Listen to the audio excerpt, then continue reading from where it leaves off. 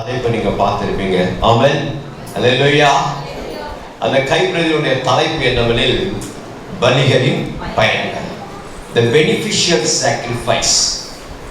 பலிகளுடைய பயன்களை குறித்து நாம் பார்க்க போகிறோம். இந்த ஆண்டிலே கர்த்தர் நமக்கு கொடுத்த ஒரு தலைப்பு பலிகள், sacrifice. ஆரம்ப நாட்களில் இருந்தும் சரி, ஆண்டவராக இயேசு கிறிஸ்து வந்த நாட்களிலும் சரி, கிறிஸ்துவ வரலாற்றிலே இந்த பலிகளுக்கு மிக முக்கியமான ஒரு இடம் கொடுக்கப்பட்டிருக்கிறது. ஆமென் சொல்லுமா? அல்லேலூயா. எடுத்தவர் வாசியுங்கள். எபிரேயர் புஸ்தகம் 9ஆம் அதிகாரத்திலே 28ஆம் வசனத்தை வாசிக்க கேட்போம். கிறிஸ்துவும் அநேகருடைய பாவங்களை சுமக்கும்படியாக சுமந்து தீர்க்கும்படிக்கு ஒரே தரம் பலியிடப்பட்டு, ஹல்லேலூயா, ஹல்லேலூயா. அப்படி என்றால் ஏற்கனவே எக்ஸிஸ்டிங் லா ஒன்று இருக்கிறது, ஏற்கனவே நடைமுறையிலே செயல்பட்ட ஒரு விதமான ஒரு வழக்கம் ஒன்று இருக்கிறது, ஒரு முறைகள் ஒன்று இருக்கிறது, ஒரு நியமனம் ஒன்று இருக்கிறது. அந்த நியமத்திற்கு ஆண்டவராக இயேசு கிறிஸ்துவும் விதி விலக்கு அல்ல. அவரும் என்ன செய்தார்? கிறிஸ்துவும் என்ன பண்ணிருக்குங்க? கன்ஜெக்ஷன் போட்ட and the Christ also அப்படினு சொல்லிட்டு கிறிஸ்துவும் அநேகருடைய பாவங்களுக்காக ஒரே தரம் என்ன செய்தாரா? பலியிடப்பட்டு. அல்லேலூயா சொல்லுமா? அல்லேலூயா. இந்த எபிரேய புஸ்தகம் இந்த யாக்கோபு சொல்லும்போது எபிரேயரோட மைய கருத்து என்னவென்றால், ஆண்டவராக இயேசு கிறிஸ்து ஒரு பிரதான ஆசாரியராக இருக்கிறார். ஆண்டவராக இயேசு கிறிஸ்து பலி செலுத்துகிறவராய் இருக்கிறார். ஹல்லேலூயா. இதோட இம்பார்ட்டன்ஸ் ஹீப்ரூஸ் புக்குடைய லெட்டர், அந்த புக்குடைய இம்பார்ட்டன்ஸ் எதுன்னு பார்க்கும்போது Jesus Christ as the high priest and also the Bible says he sacrificed. அவர் என்ன செய்தார்? பலியானார் என்று வேதம் சொல்கிறது. ஆமென் சொல்லுமா? வேதத்துல முதல்ல இந்த பலி அப்படின்னு சொல்லி நம்ம பார்க்கிறது யாரோட காலகட்டம்னா, வேதத்துல வாசிக்கிறோம், அது காயின் ஆபேலுடைய நாட்கள் போகும்போது காணிக்கையா இருந்தது. It was an offering. But நோவாவுடைய நாட்களில் வரும்போது வாசிங்க, ஆதியாகம புஸ்தகத்துல 8ஆம் அதிகாரத்துல 20ஆம் வசனத்தை ஒரு வாசி கேட்போம். அப்பொழுது நோவா ஒரு கர்த்தருக்கு ஒரு பலிபீடம் கட்டி சுத்தமான சகல மிருகங்களையும் சுத்தமான சகல பறவைகளும் சிலவற்றை தெரிந்து கொண்டு அதை பலிபீடத்தின் மேல் தகன பலியாக என்ன செய்தார்? பலியிட்டார். அல்லேலூயா சொல்லுமா? அல்லேலூயா, அல்லேலூயா. என் அன்பு தேவ ஜனமே, 40 நாட்கள் இரவும் பகலும் மழை. இந்த 8 பேரை தவிர வேற யாருமே உயிரோடு இல்ல பூமியில. ஆண்டவர் இந்த குடும்பத்தை மாத்திரம் பாதுகாத்தாரு. இந்த குடும்பத்தை பாதுகாத்த உடனே ஏறத்தாழ அந்த மழையுடைய தண்ணீர் வெடிவதற்கு 150 நாட்கள் நடந்தது. இப்படி என்றால் 40 பிளஸ் ஒரு 150 190 நாட்கள் என்ன செய்தார்? படகுலே அந்த பேழைக்குள்ளே இருந்தார்கள். எங்க பார்த்தாலும் மிருகங்களுடைய கூட்டம். உலகம் எப்படி இருக்கு, பூமியில எப்படி இருக்காங்க மனுஷங்க, ஒண்ணுமே தெரியாது. இந்த ஜலம் வடிந்த உடனே அந்த அரராத் மலையில் அந்த பேழை நிற்கப்பட்ட உடனே அவர்கள் கீழே இறங்கி என்ன செய்தார்கள்? ஒரு பலிபீடத்தை கட்டி ஆண்டவருக்கு பலி செலுத்தினார்கள். ஹல்லேலூயா, அல்லேலூயா. ஒருவேளை இந்த பேழையோடு கூட நாங்க மரித்திருந்தா நாங்க என்ன செஞ்சிருக்க மாட்டோம்? இந்த நாள்ல உயிரோடு கூட இருந்திருக்க மாட்டோம். கர்த்தர் எனக்கு ஜீவனை தந்தார், எனவே நான் பலி செலுத்துவேன். அல்லேலூயா. வேதம் சொல்லுது, இந்த பலியை செலுத்தும் போது 21ஆம் வசனத்தை வாசிக்கும் போது சுகந்த வாசனையாய், அல்லேலூயா. அப்படி என்றால் பலி செலுத்துவது கர்த்தருக்கு சுகந்த வாசனை. The sacrifice is the God's most desire. ஆண்டவருடைய அதிகமான ஒரு எதிர்பார்ப்பு, ஆண்டவர் விரும்புற காரியம் நம்ம கிட்ட என்ன தெரியுமா? ஆண்டவருக்கு பலி செலுத்தணும். அல்லேலூயா, அல்லேலூயா. அது மாத்திரமல்ல, God himself proposed the sacrifice. அவரே என்ன செய்திருக்கார்? இந்த பலி செலுத்த வேண்டும் என்று இந்த நியமனத்தை கற்றுக் கொடுத்திருக்கிறார். எங்கே வாசிக்கிறோம்? யாத்திராகம புஸ்தகத்திலே 3ஆம் அதிகாரம் 18ஆம் வசனத்தை ஒருவர் எடுத்து வாசி கேட்போம். அவர்கள் வாக்குக்கு செவி கொடுப்பார்கள். நீயும் இஸ்ரவேல் மூப்பரும் எகிப்தின் ராஜாவிடத்தில் போய் எபிரேயருடைய தேவனாகிய கர்த்தர் எங்களை சந்தித்தார். இப்பொழுது நாங்கள் வனாந்திரத்தில் 3 நாள் பிரயாணம் பண்ணி போய் ஹல்லேலூயா எங்கள் தேவனாகிய கர்த்தருக்கு பலியிடும்படி எங்களை போகும். ஆண்டவர் எதிர்பார்த்த ஒரு காரியம், மோசேயிடத்துல ஆண்டவர் சொன்ன ஒரு காரியம், என் ஜனங்கள் எதை செய்ய வேண்டும், what have to the people do, என்ன செய்யணும் அப்படின்னா ஆண்டவர் சொன்னாரே எனக்கு பலி செலுத்தணும். கரங்களிலே சொல்லுமா, ஆண்டவருக்கு பலி செலுத்த வேண்டும். அந்த பலியை கர்த்தரே என்ன செய்தார், முன்மொழிந்தவராக இருக்கிறார். தான் வேதம் சொல்லுகிறது. இப்படி என்றால் இந்த பலிக்கு ரொம்ப முக்கியத்துவம் இருக்கு. பலிக்கு ரொம்ப ரொம்ப முக்கியத்துவம் இருக்குமா? இந்த அறிமுக உரையில sacrifice and introduction, அந்த அறிமுக உரையில இந்த பலிகள் என்றால் என்ன, இந்த பலிகளை குறித்து நம்ம தொடர்ச்சியா நம்ம சிந்திக்க போறோம். இந்த பலிகள் வந்து ரொம்ப சிறப்பு வாய்ந்த மிக்க காரியமா இருக்கு. வேதம் சொல்கிறது, வேதத்துல வாசிக்கிறோம், ரத்தம் சிந்துவது இல்லாமல் ஆமடிப்பதில்லை. கிறிஸ்து நமக்காய் ரத்தத்தை சிந்தி நமக்கு எல்லாருக்கும் பொதுவான ஒரு மன்னிப்பை தந்திருக்கிறார். ஆமென், அல்லேலூயா. அவர் மன்னிக்கவதான், பாவ மன்னிப்புடைய நிச்சயம் எனக்குதான், பாவத்திலிருந்து நம்ம ரட்சிக்கப்பட்டதான் இன்னைக்கு நம்ம என்ன செஞ்சிருக்கோம், சபையில கூடி இருக்கோம். ஆமென். வேதத்துல வாசிக்கிறோம், எபிரேயர் புத்தகத்துல 7ஆம் அதிகாரம் 1 கிட்டத்தட்ட எபிரேயர் புத்தகம் 10ஆம் அதிகாரம் 18 வசனங்களை வாசிக்கும் போது இந்த பலியை குறித்து அதிகமாய் போடப்பட்டிருக்கிறது. அது மாத்திரமல்ல, கிறிஸ்துவானவர் என்ன செய்கிறார், அவர் பலி செலுத்தினார் என்று வேதம் சொல்கிறது. அது எங்கெல்லாம் வாசிக்கிறோம்? எபிரேயர் புத்தகத்துல எபிரேயர் 1:3, எபிரேயர் 2:17, எபிரேயர் 2:18, எபிரேயர் 4:14, எபிரேயர் 5:10, எபிரேயர் 6:20, எபிரேயர் 7:1, எபிரேயர் 10:18. இதெல்லாம் பார்க்கும்போது கிறிஸ்துவானவர் பலி செலுத்தினார் என்று வேதம் சொல்கிறது. ஹல்லேலூயா. கிறிஸ்து பலி செலுத்தினார், அவர் பலியானார் என்று சொன்னார். இப்போ இந்த பலி என்ற வார்த்தைக்கு எல்லாமே இந்த பைபிள்ல இருக்க இந்த வேர்ட்ஸ்லாம் வந்து கிரேக்க மொழியிலிருந்து எபிரேய மொழியிலிருந்து மொழிபெயர்க்கப்பட்டு தான் நம்ம என்ன செய்யணும், தமிழ்ல படிச்சு கொண்டிருக்கோம். நாம சொல்லுவோம். அப்படி என்றால் இந்த ஹீப்ரு வேர்ட், அதாவது இந்த எபிரேய வார்த்தை இந்த பலிக்கு என்னன்னா செபா, ZEBAX, செபான்ற ஒரு வார்த்தை. அது என்ன சொல்லலாம், ZABAX, ஜபா கூட சொல்லலாம். இந்த ஜபான்ற வார்த்தை இது வந்து எபிரேய பாஷை ஜபான் போட்டிருக்கு. ஒருவேளை கிரேக்க பாஷையில என்னன்னா நமக்கு ரொம்ப பரிச்சயமான ஒரு வார்த்தை ஓலா, OLA, ஓலா என்ற ஒரு வார்த்தை. இந்த ஓலா என்ற வார்த்தைக்கு, இந்த செபா என்ற வார்த்தைக்கு என்னன்னா, இது ஆண்டவருக்கு பலி செலுத்துறாங்க. அதுல ஆண்டவர் என்ன செய்கிறார், அசைவாடி கொண்டிருக்கான்ற அர்த்தமாம். ஹல்லேலூயா. அசைவாடுகின்ற பலி என்று அர்த்தமாம். அப்படி என்றால் ஆண்டவர் பலி செலுத்தி கடவுள் அதை என்ன செய்கிறார், பிரியப்படுகிறார் என்று வேதம் சொல்கிறது.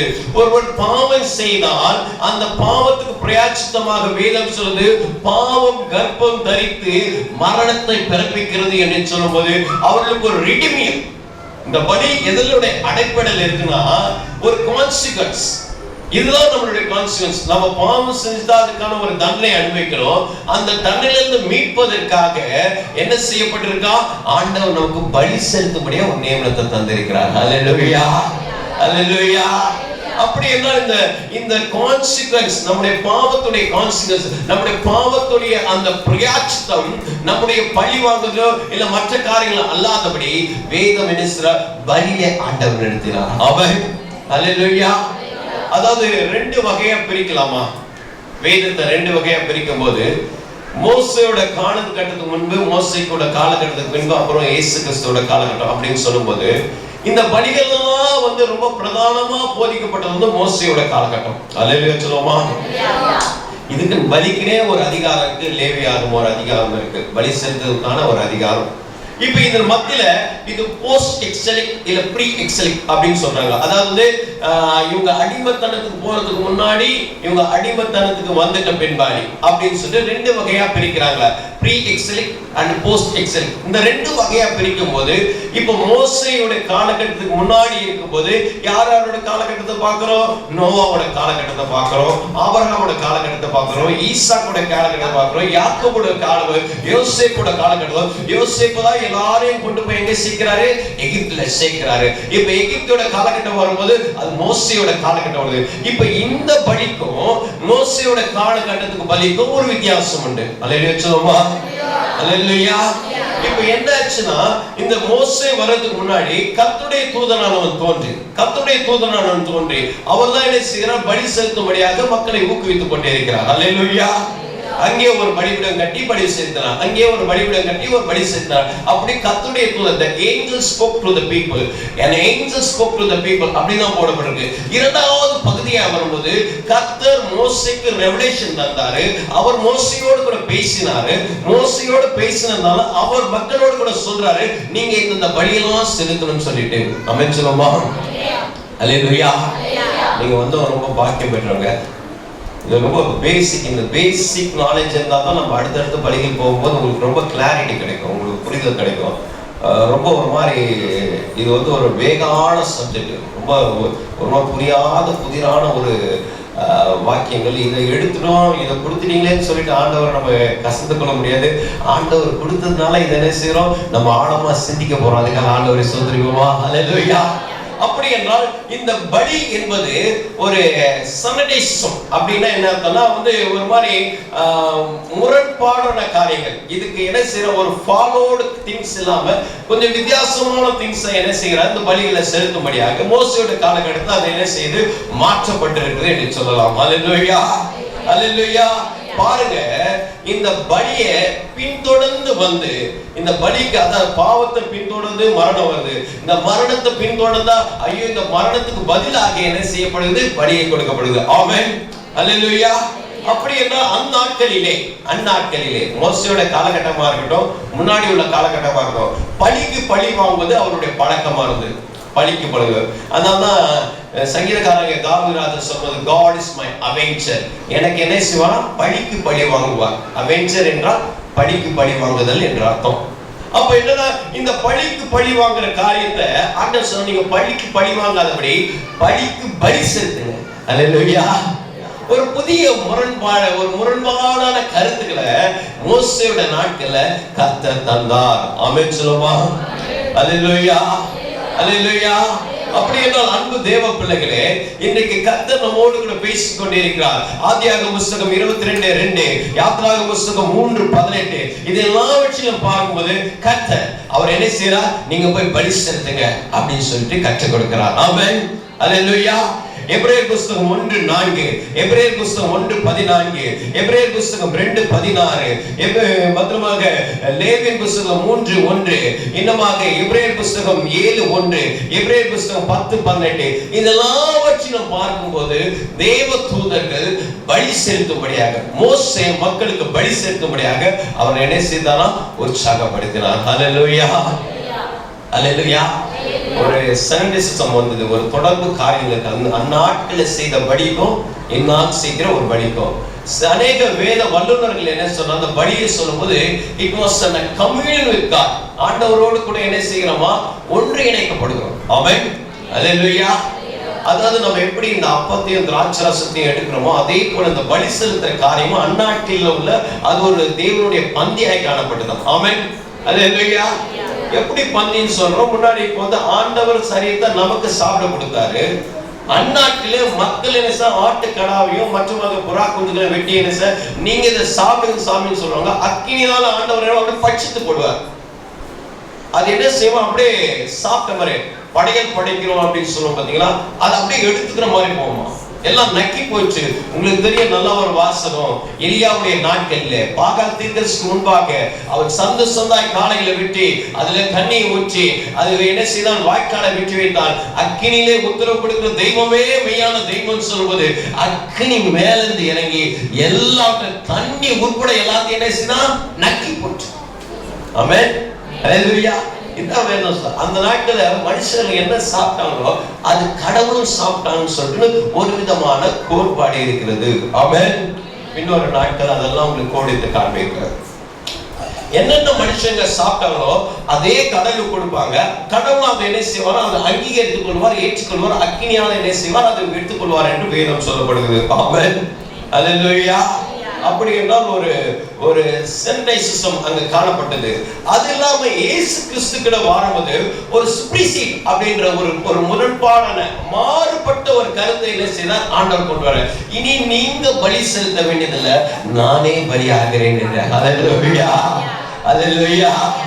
இன்றைக்கு நம்ம பலிகளை குறித்து பேசுறதுக்கு ஒரே காரணம், 2021 வருடத்துக்கு முன்பாக கொல்கதா என்ற மலையிலே, மண்டவோடுகள் நிறைந்த ஒரு மலையிலே, பாரமான சிலுவை தன் தோளிலே சுமந்து கொண்டு, பலவிதமான உபத்திரவும் சித்திரவாதையும் பெற்றுக்கொண்டு, தலையில முறுக்கீடும் பெற்றுக்கொண்டு, அவர் முதுகிலே உள்ளவன் எப்படி நிலத்தை முழுகிறானோ அப்படியாக முதுகெல்லாம் கிழிக்கப்பட்ட ஒரு நிலையில, கைகளும் காணிகளும் ஆளுகள் கடாப்பட்டு நமக்காக ஒருவர் பலியானார். எனவே நான் கர்த்தர் இந்த நாளிலே நம்மை கொண்டு வந்து சேர்த்திருக்கிறார். அல்லேலூயா, அல்லேலூயா. நாம் புதிய உடன்படிக்கையுடைய திருச்சபையாய் காணப்படுகிறோம். அல்லேலூயா. எல்லாம் சொல்லுவாங்க, பலியெல்லாம் பழைய காலகட்டத்திலே முடிஞ்சிச்சு பிரதர், அதெல்லாம் பேசணுமான்னு சொல்லுவாங்க. ஆமென். தெரியாதவங்க, வேதத்தை தெரியாதவங்க அப்படிதான் சொல்லிட்டு போவோம். தெரியாதவங்க என்ன சொல்லுவாங்க? ஏதாவது ஒரு கருத்தை சொல்லிட்டு போவோம். அதெல்லாம் எதுக்கு அப்படின்னு சொல்லிட்டு போவாங்க. தெரிஞ்சவங்க என்ன செய்வாங்க? அது மூலமா தான் இயேசு கிறிஸ்து புதிய உடன்படிக்கையை தந்திருக்கிறார். ஆமென். அல்லேலூயா. எனவே இயேசுவே பஸ்காவை அனுசரித்தார் என்று வேதம் சொல்கிறது. ஆமென். அல்லேலூயா. இனி ஒரு நாட்கள்ல கடைசியா முடிக்கும் போது எப்படி பலி டிராவல் ஆயிடுச்சு, எப்படி டிரான்சிஷன் பீரியட் கொண்டு போய் சேர்ந்தது என்று சொல்லி நம்ம பார்க்க போறோம். ஆமென். அல்லேலூயா. ஆண்டவர் ரத்தம் சிந்தினால, அவர் பலியானதால புதிய உடன்படிக்கையை நமக்கு வாழ்க்கையில ஏற்படுத்தி இனி நான் எப்படி பலி செலுத்த வேண்டும் என்று நியமத்தையும் ஆண்டவர் கற்றுக் கொடுத்திருக்கிறார். ஆமென். அல்லேலூயா, அல்லேலூயா. கிறிஸ்துக்குள் மிகவும் பிரியமான தெய்வ ஜனமே, ஏறத்தாழ ஒரு 20 வருஷமா ஒரு இன்ட்ரோடக்ஷன். இன்னும் நம்ம சத்தியத்துக்குள்ள போல இந்த இன்ட்ரோடக்ஷனே 20 நிமிஷம் போயிருக்கு. உங்களுக்கு எல்லாருக்கும் கவனமா நீங்க புரிஞ்சிருப்பீங்கன்னு சொல்ல கர்த்தருக்குள்ள நான் விசுவாசிக்கிறேன். ஆமென். அல்லேலூயா. பலிகள் கர்த்தராலே ப்ரொபோஸ் செய்து நியமிக்கப்பட முன்மொழியப்பட்டது. பலிகளை கர்த்தர் அதிகமாக விரும்பி கொண்டிருக்கிறார். பலிகள் அந்த நாட்களில் எப்படியா காணப்பட்டது என்பதை நாம் பார்த்து கொண்டிருக்கோம். இது அது மாத்திரமல்ல, ஆண்டவர் இந்த பலிகளை குறித்து நமக்கு சொல்லுகிற முகவரியில இந்த பலி எதன் அடிப்படையில் இருக்குது? What are the basic of this sacrifice? ஏன் நம்ம பலி செலுத்தணும் அப்படின்ற ஒரு கேள்விக்குறி நமக்கு வரும்ல. அந்த நாட்கள் அதுதான் வந்தது. ஆபிரகாம் ஆண்டவருக்கு பலி செலுத்தும் அதுக்கு ஒரு காரணம் வந்தது. நோவா பலி செலுத்தும் போது ஒரு காரணம் வந்தது. ஆமென் சொல்லுமா? அல்லேலூயா. அல்லேலூயா சொல்லுங்க. அல்லேலூயா. Praise God. அப்போ பாருங்க, எல்லாத்துக்கும் ஒரு காரணம் இது. இன்னைக்கு நீ நானும் ஆண்டவருக்கு பலி செலுத்த வேண்டும் என்றால் அதுக்கு ஒரு பிரதான காரணம் இருக்கிறது. ஆமென். அல்லேலூயா. ஒரு பிரதான காரணம் இருக்கு. ஏன்னா இந்த பலி நம்ம புதுசா கண்டுபிடிச்சது இல்லை, இந்த கர்த்தரே நமக்கு உண்டாக்கினது. இதை நம்ம கருத்து ரொம்ப பெருசா நீங்க புரிஞ்சதுனால ஒரு சிம்பிள் தாட்டை புரிஞ்சுங்க. பலி ஏதோ ஐயா புதுசா கண்டுபிடிச்சு ஒரு வாக்கியான போட்டு ஒரு இன்டர்பிரேஷன் கொடுக்கிறார் அப்படின்றதல்ல, இது கர்த்தரே நமக்கு கொடுத்த நியமம். அல்லேலூயா. இந்த சின்ன தாட்டை மட்டும் போதும். இது மாதிரி இந்த பலியை நாம் எதற்கு அனுசரிக்க வேண்டும், கடைபிடிக்க வேண்டும், ஏன் அதை ஏற்றுக்கொள்ள வேண்டும் என்றால் ஒரு காரணம். எடுத்த ஒரு வாசிங்கள். ஆதியாகமம் புத்தகத்துல 8ஆம் அதிகாரத்துல 20ஆம் வசனத்தை ஒரு வாசிப்போம். அப்பொழுது நோவா கர்த்தருக்கு ஒரு பலிபீடம் கட்டி சுத்தமான சகல மிருகங்களையும் சுத்தமான சகல பறவைகளிலும் சிலவற்றை தெரிந்து கொண்டு அவர் பலிபீடத்தின் மேல் தகன பலியாக பலியிட்டார். சுகந்த வாசனையாக கர்த்தர் முகந்தார். அப்பொழுது கர்த்தர், நீ நான் மனுஷன் நிமித்தம் பூமியை என்ன செய்வேன்? அல்லேலூயா. வேதம் சொல்லுகிறது ஒரு பெரிய சாபம், ஒரு பெரிய சாபம், காயினுடைய சாபம் அப்படியே சுத்தி கொண்டே இருக்குது. அவன் அல்லேலூயா, அல்லேலூயா. பொதுவா 2004 சுனாமி வரும்போது சொன்னாங்க, கடல் பகுதியில அந்த அருவறுப்புகள் நிமித்தமாக பெரிய சாபம் சுனாமி வந்ததுன்னா, அதுக்கப்புறம் இந்த ஒக்கி புயல் அந்த மாதிரிலாம் வந்து கொண்டு இருக்கும்போது நிறைய மரங்கள்லாம் ஜனங்க மரத்தை வெட்டி அவங்க வீடு கட்டினால ஒரு பெரு சாபம் இருக்கிற மரங்களை என்ன செஞ்ச புயல் வந்து சாகடிச்சுன்னு சொல்லிட்டாங்க. அதுக்கப்புறம் கொஞ்ச நாள்ல என்ன செஞ்ச கொரோனா வியாதி வரும்போது ஜனங்கள்லாம் சொல்லுங்க, எதை சாப்பிடணுமோ அதை சாப்பிடாம கண்டதை ஜனங்க சாப்பிட்றது மூலமாக கொரோனா பரவலிச்சுட்டாங்க. அப்ப எல்லா நோய்களுக்கும் எல்லா பேரழிவுக்கும் மக்கள் நமக்கு நியமிக்கிற ஒரு காரியம் இல்லைன்னா நம்ம சீல் பண்ற ஒரு முத்திரை குத்துறது என்னதுமா? சாபம். ஆமென், அல்லேலூயா. அப்ப இந்த சாபத்துல இருந்து விடுதலை பெற வேண்டும். ஆமென். சாபத்திலிருந்து விடுதலை பெறும். நாமும் அவர்களை போல சபிக்கப்பட்டிருந்தா கர்த்தருடைய சாபத்துக்கு யார் நிற்கக்கூடும்? ஆமென். அன்றைக்கு காயின் சொல்லும், ஆண்டவரே நீர் என்னை சபித்தால் நான் எங்க போயிருப்பேன்? அல்லேலூயா. ஒருவேளை நோவாவுக்கு ஆண்டவர் பேட கொடுக்காம ஜனங்களை சபித்தது போல நோவாவை விட்டுருந்தா நோவா உயிரோடு இருந்திருப்பாரா? நோவா குறிச்சு படிச்சிருப்போமா? அல்லேலூயா. ஆனால் கர்த்தர் நோவாவை சாபத்திலிருந்து பாவத்திலிருந்து விட்டு பேழையிலே காப்பாற்றி கொண்டு வந்து உயிரோடு வைத்தார்ல, அதற்கு நன்றி சொல்லுறதுதான் பலி. அல்லேலூயா, அல்லேலூயா. வேதம் சொல்லுகிறது 1 சாமுவேல் புத்தகத்துல 7ஆம் அதிகாரத்துல 12ஆம் வசனத்தை ஒரு வாசிக்கும் போது, 1 சாமுவேல் புத்தகம், அப்பொழுது சாமுவேல் ஒரு கல்லை எடுத்து மிஸ்பாவுக்கும் சேனுக்கும் நடுவே நிறுத்தி, இம்மட்டும் கர்த்தர் எங்களுக்கு உதவி செய்தார் என்று சொல்லி அதுக்கு எபனேசர் என்று பெயரிட்டார். ஹல்லேலூயா, ஹல்லேலூயா. அம்மா 2021 பார்த்தவங்களா ரொம்ப நன்றி உள்ளவங்களா இருக்கணும்மா, ரொம்ப நன்றி உள்ளவங்களா இருக்கணும். நம்மளோட பரிசுத்தவான்கள் பேராயர் மோகன் அவர்களை குறித்து நாம் பார்க்கிறோம், ஜான் சாலமன் ஐயாவை குறித்து பார்க்கிறோம், அப்பாதுரை ஐயாவை குறித்து பார்க்கிறோம். இந்த 2001 இருக்கிறவங்க எல்லாரும் ஆண்டவருக்கு நன்றி செலுத்தணும். எத்தனை பேர் கொரோனால மறந்து போனாங்க, ஆனா ஒண்ணு என்னை கர்த்தர் காப்பாற்றினார் அல்லவா? நம்மளோட குடும்பங்களை கர்த்தர் பாதுகாத்தார் அல்லவா? எத்தனையோ சூழல்ல, எத்தனையோ காய்ச்சல் மத்தியில, எத்தனையோ விளைவு மத்தியில, எத்தனையோ தடைகள் மத்தியில நம்ம வீட்டு வரைக்கும் வந்துச்சு, பக்கத்து ரூம் வரைக்கும் வந்துச்சு, ஆனா கர்த்தர் உன்னை என்னை காப்பாற்றினார். அதுக்கு ஆண்டவருக்கு நன்றி சொல்லத்தான் பலி. நம்ம தேர்வு வரைக்கும் வந்துருச்சுமா, ஆனா கர்த்தர் உன்னை என்னை காப்பாற்றினார். அந்த ஆண்டவருக்கு நன்றி சொல்வதுதான் பலி. ஹல்லேலூயா, ஹல்லேலூயா, ஹல்லேலூயா, ஹல்லேலூயா. வேதம் சொல்லு, எபனேசர் இதுவரை எனக்கு உதவி செய்தேன், இதுவரை எனக்கு உதவி செய்தேன், இதுவரை இம்மட்டும் உதவினார் நீர். எபனேசர், எபனேசர், எபனேசர், இதுவரை உதவினரே, இதுவரை உதவினே. எபனேசர், எபனேசர். ஆண்டவர் இம்மட்டுமா நமக்கு உதவி செய்திருக்கா, இம்மட்டுமா நம்ம பாதுகாத்திருக்கா. நோவா வச்சு எப்படி நோவோட குடும்பத்தை பாதுகாத்தாரோ அதே போல கர்த்தர் நம்ம பாதுகாத்து இருக்கிறார். ஹல்லேலூயா. நம்ம கணவன் பிள்ளைகளை பாதுகாத்து இருக்கிறார், நம்முடைய மனைவி பிள்ளைகளை கர்த்தர் பாதுகாத்து கொண்டு இருக்கிறார். கர்த்தர் பாதுகாத்த நிமித்தமாக இந்த 2021 அதுக்காக நம்ம பலி செலுத்துறோம். ஹல்லேலூயா. The importance of the sacrifice.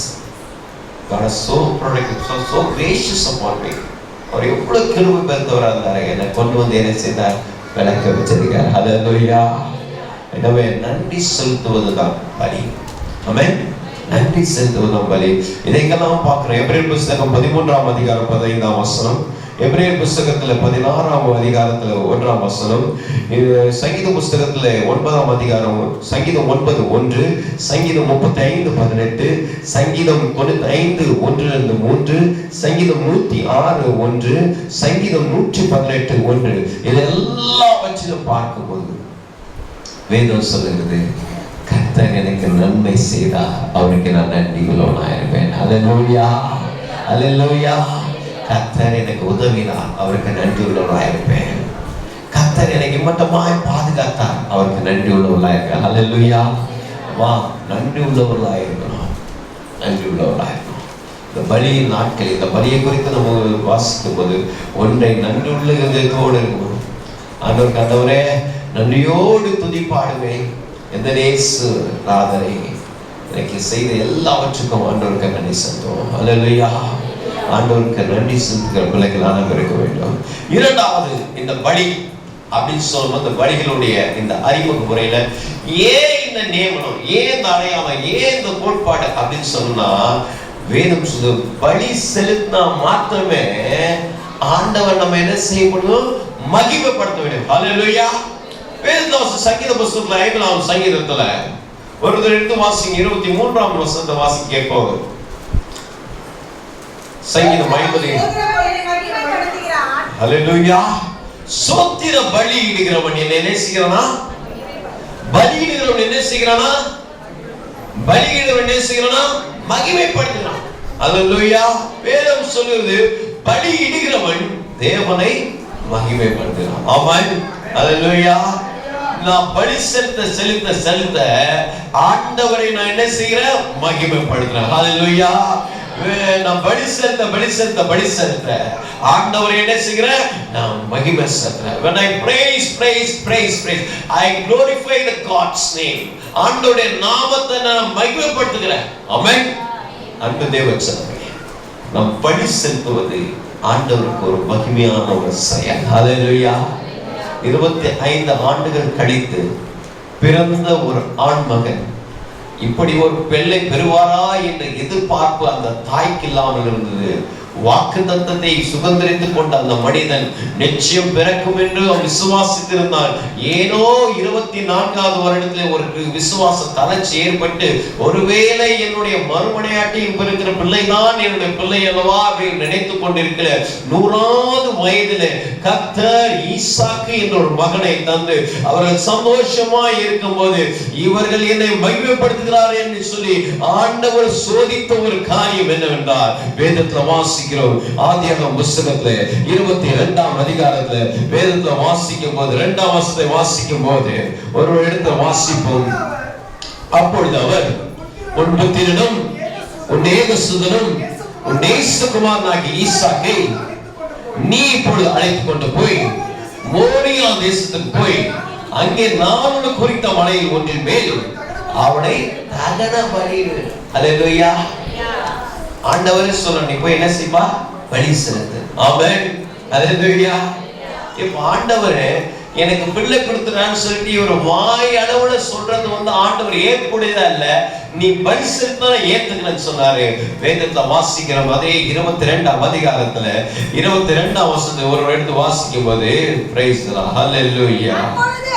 அப்பொழுது அவர் பிள்ளையாண்டான் மேல் உன் கையை போடாதே, அவனுக்கு ஒன்றும் செய்யாதே, நீ அவனை புத்திரன் என்றும் ஏக சுதன் என்று பாராமல் எனக்காய் ஒப்பு கொடுத்தபடியால் நீ தேவனுக்கு பயப்படப்பா.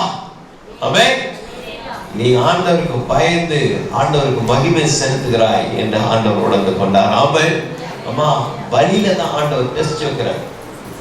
ஏன்னா வேதம் சொல்றது, இந்த வசனம் ஆரம்பிக்கும் போது இந்த காரியம் நடந்தபோது கர்த்தர் ஆபிரகாமை சோதித்தார். ஆமென்.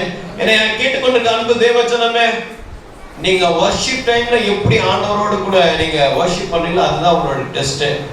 நிறைய பேர் ஃபெயில், ஒரு குடும்பமே ஃபெயில். ஏன்னா அவங்களும் துதிக்க மாட்டாங்க. வேதம் சொல்லுகிறது அதுலதான் ஆண்டவர் சோதிக்கிறார். நீங்க எப்படி பலி செலுத்துறீங்க, எப்படி பலி செலுத்துறீங்க, எப்படி பலி செலுத்துங்க. வேதம் சொல்ற உதடுகளின் பலியாக சோத்திர பலி எப்போதும் ஆண்டவருக்கு செலுத்த கடவா என்று வேதம் சொல்றது. இந்த பலி நம்ம செலுத்துறோமா? ஆமென். அல்லேலூயா. நமக்கு அந்த ஒரு டெஸ்ட், ஒவ்வொரு வாட்டி நீங்க வர்ஷிப் டைம் ஆகும்போது ஒரு பரீட்சை பேப்பர் உங்க கையில கொடுக்குது. நம்ம பாஸ் ஆகிறோமா ஃபெயில் ஆகிறோமா ஆண்டவருக்கு மட்டும் தான் தெரியும். ஆமென். அல்லேலூயா. வேதம் சொல்லுகிறது, பலி இடுகிறவன் என்னை மகிமைப்படுத்துகிறான், பலியிடுகிறவன் என்னை மகிமைப்படுத்துகிறான். இந்த மகிமையின் படி எங்கெல்லாம் நம்ம பார்க்கிறோம்னா, இது வேதத்துல வாச நீதிமொழிகள் புத்தகத்துல 3ஆம் அதிகாரத்துல 1ஆம் வசனத்துல, 2 தீமோத்தேயு புத்தகத்துல 2ஆம் அதிகாரம் 21ஆம் வசனத்துல, வெளிப்படுத்தல் புத்தகத்துல இன்னமாக லேவியராகம புத்தகத்துல 19ஆம் அதிகாரம் 32ஆம் வசனத்துல, ரோமருக்கு எழுதின நிருபத்துல 12ஆம் அதிகாரத்துல 1ஆம் வசனத்துல, ரோமருக்கு எழுதின நிருபத்துல 12ஆம் அதிகாரத்துல 10ஆம் வசனத்துல, இது எல்லாவற்றையும் பார்க்கும்போது கர்த்தருக்கு மகிமை பலியிலே செலுத்தப்பட்டிருக்கிறது. ஆமென். அல்லேலூயா. அல்லேலூயா. கடைசியாக ஒன்று சொல்லி நான் முடிக்க விரும்புகிறேன். பலி செலுத்துறது சாதாரணமா யாரும் செலுத்த முடியாதுமா. அல்லேலூயா, அல்லேலூயா. யாக்கோபுக்கு எத்தனை பிள்ளைகள் என்று கேட்டால் நீங்க உடனே சொல்லிடுவீங்க 12 பிள்ளைகள் என்று. இந்த 12 பிள்ளைகள்ல இன்னொரு 13 பிள்ளைகள், ஒரு பிள்ளை தீனா பெண் பிள்ளை. இந்த 12 பிள்ளை என்ன செய்தா கோத்திர பிதாக்களாக வைத்திருந்தார். இந்த கோத்திர பிதாக்கள்ல ஒரு பிள்ளை என்ன செய்தா உங்களுக்கு கோத்திரமே கிடையாது அப்படின்னு சொல்லிட்டாரு. நீங்க எல்லாம் உங்க வேதத்தை திருப்பி பார்க்கும்போது சொல்லலாம், ஒருத்தருக்கு 2 பேருக்கு அந்த கோத்திர பிதாக்களுடைய புத்தகத்துல இருந்து அந்த 2 பிள்ளையை வேறு பிரிச்சுட்டாரு. ஒன்று யார் என்றால் லேவி, இன்னொன்று யார் என்றால் யோசேப். யோசேப்போட 2 பிள்ளைகளை மனாசே எப்ராமியை என்ன செய்தார், கோத்திர பிதாக்களோட லிஸ்ட்ல சேர்த்துட்டாரு. லேவியோட பிள்ளைகளை கூட சேர்க்கல. ஆமென், அல்லேலூயா. இப்ப யோசேப்போட வம்சம் வந்துருச்சு, லேவியோட வம்சம் கோத்திரங்கள் அதுக்குள்ள வரல. அப்ப ஆண்டவர் சொல்றாரு, லேவி கோத்திரம் எனக்காக பிரித்தெடுக்கப்பட்ட ஆசாரிய ஊழியம் செய்கிற கோத்திரம். ஆமென், அல்லேலூயா, அல்லேலூயா, அல்லேலூயா. இவங்க எல்லாம் இந்த 11 கோத்திரம் பலி எடுத்துட்டு வருவாங்க, ஆனா லேவி கோத்திரம் மாத்திரம் பலி செலுத்தணும். ஆமென், அல்லேலூயா. இந்த 11 மிச்சம் இருக்க 11 கோத்திரங்களும் பலி எடுத்துட்டு வருவாங்க, ஆனா இந்த லேவி கோத்திரம் மாத்திரம் என்ன செய்யும், பலி செலுத்தணும். அப்படி என்றால் இந்த ஆசாரிகள் மாத்திரமே பலி செலுத்த முடியும். ஆமென், அல்லேலூயா. எனவேதான் ராஜாவா இருந்தா கூட சாமுவேல் பலி செலுத்தும் போது ஆண்டவர் சொன்னாரு, சாமுவேல் சவுலை பார்த்து சொன்னாரு, சவுலே நீ ராஜாவா இருக்கலாம், ஆனா நீ மதீனமாய் செய்துட்டா. இது யாரோட வேலை? ஆசாரியரோட வேலை. நீ ஆசாரியோட வேலை நீ செய்த நிமித்தமாக இந்த இடத்துல நீ என்ன செய்வாய், எடுத்துக்கொள்ளாய். ஆமென். அப்படி என்றால் அந்த நாட்களில் பலி செலுத்துவது யாருக்கு மட்டும் பிரத்யேகமா கொடுக்கப்பட்டது? லேவியருக்கு மட்டும், ஆசாரியருக்கு மாத்திரம். ஆமென், அல்லேலூயா. கரவதி சத்தமா அல்லேலூயா, மகிழ்ச்சி அல்லேலூயா. அப்ப பலி செலுத்து இது எங்கே வாசிக்கிறோம்? லேவியா புத்தகத்துல 3ஆம் அதிகாரம் 1ஆம் வசனம், லேவி 1:6 லேவி 2:1 நாம் பார்க்கிறோம். ஆசாரிய ஊழியத்துக்கு என்று நியமிக்கப்பட்டு பிரிக்கெடுக்கப்பட்ட ஒரு மகனாய் காணப்பட்டவன் இந்த ஆரோன். ஆமென். எபிரேய புத்தகத்துல வாசிக்கிறோம், ஒருவன் ஆரோனை போல அழைக்கப்பட்டான். இந்த கனமான ஊழியத்தை என்ன செய்ய முடியலாம்? ஆரோன் எடுத்து மட்டும் ஊழியம் செய்யணுமா? அப்ப எல்லாம் உங்க கோலை கொண்டு வந்து நிறுத்துங்க. யாருடைய கோல்ல கோதுமை அந்த காய்கள் முளைத்து தொங்கினதோ, கோதுமை காய்கள் தொங்கினதோ, அவர்கள் தான் என்ன செய்வார், கர்த்தரால் அங்கீகரிக்கப்பட்டார்கள் என்று சொல்லி ஆண்டவர் ஆரோன் லேவி கோத்திரத்தை தனக்கென்று ஊழியத்துக்கு எடுத்துக்கொண்டார். ஆமென், அல்லேலூயா.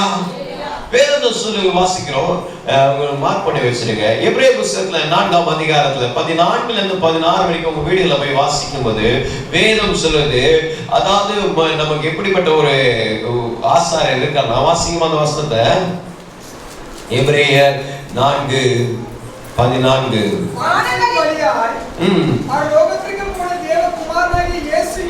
இயேசு என்னும் மகா பிரதான ஆசாரியன் நமக்கு இருக்கிறபடியால். அல்லேலூயா, அல்லேலூயா. இயேசு கிறிஸ்துவை பல நாமங்களை சொல்லி நாம புகழலாம். அதுல ஒரு பிரத்யேகமான நாமம் என்னன்னா, அவர் ஒரு மகா பிரதான ஆசாரியர். Jesus Christ as a high priest, most high priest. ஆமென். வேதம் தான் சொல்லுது, அவர் பிரதான ஆசாரியனா இருக்கிறார். இப்ப இந்த பிரதான ஆசாரியர் அவர் இருக்கும்போது அப்போ ஒரே ஒரு கோத்திரத்தின் பிள்ளைகள் மாத்திரம் அவரு ஆசாரியன், அவர் பிள்ளை ஆசாரியன், அவர் பிள்ளைக்கு பிள்ளை பிறகுது ஆசாரியன். அந்த கோத்திரத்தை தவிர வேற யாரும் பலி செலுத்த முடியாது. ஆனா என்னைக்கு ஆண்டவராக இயேசு கிறிஸ்து பிரதான ஆசாரியர் மாறினார், அவர் எடுத்தவர் வாசிங்க. 1 பேதுரு புத்தகத்துல 2ஆம் அதிகாரத்துல 5ஆம் வசனத்தை ஒரு வாசிக்க போறோம். 1 பேதுரு 2:5. ஜீவனுள்ள கற்களை போல, ஜீவனுள்ள கற்களை போல ஆவிக்கேற்ற மாளிகையாகவும், ஆவிக்கேற்ற மாளிகையாகவும் இயேசு கிறிஸ்து மூலமாய் தேவனுக்கு பிரியமான ஆவிக்கேற்ற பலிகளை செலுத்தும்படிக்கு, தேவனுக்கேற்ற பலிகளை செலுத்தும்படிக்கு பரிசுத்த ஆசாரிய கூட்டமாகவும். அல்லேலூயா. எப்படி நம்மளை தேர்ந்தெடுத்தாரா? பரிசுத்த ஆசாரிய கூட்டமாகும், சுத்தமா சாதியாயும் அவருக்கு சொந்தமாக ஜனமாயும் இருக்கிறோம். அல்லேலூயா, அல்லேலூயா. அவர் பிரதான ஆசாரியனால அழைக்கிறதுனால நம்முடைய அழைப்பு எப்படிப்பட்ட அழைப்பு தெரியுமா பிரதர்? நீங்க இருக்கிற ஒவ்வொரு நீங்க ஆசாரியர்கள். அல்லேலூயா. இங்க இருக்கிற ஒவ்வொரு ஊழியக்காரர்கள், நீங்க இருக்கிற ஒவ்வொரு ஊழியக்காரர்கள். ஆமென். அன்றைக்கு ஒரு கோத்திரத்தை தான் ஆண்டவர் தேர்ந்தெடுத்தார். ஆனா இன்றைக்கு ஆண்டவராக இயேசு கிறிஸ்து பிரதான ஆசாரியனால நீங்க பரிசுத்தமான ஆசாரிய கூட்டமா இருக்குது. இதே தான் நம்ம வாசிக்கிறோம். 1ஆம் வசனத்தை வாசிக்கும் போது நீங்க எல்லாம் என்ன செய்ய? பரிசுத்த கூட்டமா இருக்கிறீர்கள். அல்லேலூயா. ஆண்டவருக்கு பரிசுத்த கூட்டமா இருக்க. இது மாத்திரமல்ல, வெளிப்படுத்தின விசேஷத்துல 1ஆம் அதிகாரத்துல 6ஆம் வசனத்தை ஒரு வாசிக்கும் போது வெளிப்படுத்துதல் 1:6 தம்மிடத்தில் அன்பு கொண்டு தம்முடைய இரத்தத்தினாலே நம்முடைய பாவனை நம்மை கழுவி நம்முடைய பிதாவாகிய தேவனுக்கு முன்பாக நம்மை ராஜாக்களாகவும் ஆசாரியர்களுமாக்கின அவருக்கு மகிமை வல்லமையும் என்றென்றைக்கும் உண்டாவதாக. ஆமென். அல்லேலூயா. You all appointed as a priest. நீங்க எல்லாம் ஆசாரியர் கூட்டமா. ஆமென். அல்லேலூயா. எனவே ஆண்டவருக்கு நன்றி செலுத்துதான் பலி, ஆண்டவரை மகிமைப்படுத்துதான் பலி. நம்ம தான் பலி செலுத்தணும். அல்லேலூயா. நாம ஆசாரியர் நம்ம பலி செலுத்தி ஆகணும். என்னோட அழைப்பு எப்படிப்பட்ட அழைப்பு? ஆசாரிய அழைப்பு. என்னை அழைச்சிருக்கார் ஆசாரியனா, என்னோட லேவியராக ஆசாரியராக நம்மளை அழைத்திருக்கிறார். ராஜனுக்கு கூட்டமாக நினைக்கிறார். அவர் என்னோட அழைப்புக்காக நான் என்ன செய்வேன்? ஆண்டவரைக்கு பலி செலுத்துவேன். ஆமென். வேதம் சொல்லுது, வெளிப்படுத்தின விஷயத்துல 5:10 வாசிக்கும் போது அவர் என்னை எப்படி அழைத்திருக்கிறார்? என்னை ஆசாரியராக என்னை அழைத்திருக்கிறார். இதுதான்